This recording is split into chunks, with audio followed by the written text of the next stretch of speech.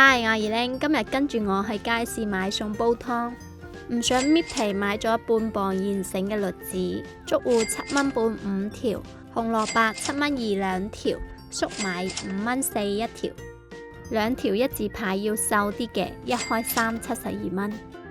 呢個就係竹芋啦，係依家當造嘅食材啦。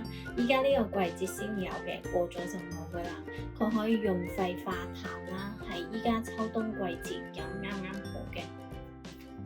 滾湯嘅話呢，我中意買一字排。雖然佢比較油啲，但係佢煲完之後呢，點豉油食咧好好食，我仔好中意嘅。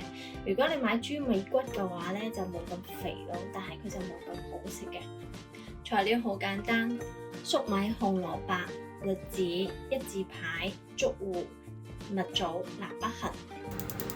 排骨凍水落鑊出水，洗乾淨之後備用。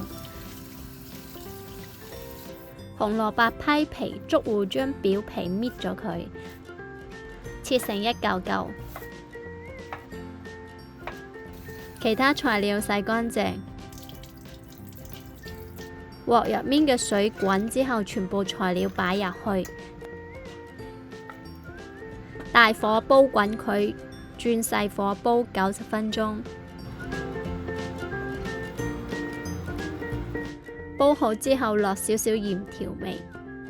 呢款湯水可以清熱解毒、潤肺止咳，好啱一家大細飲㗎。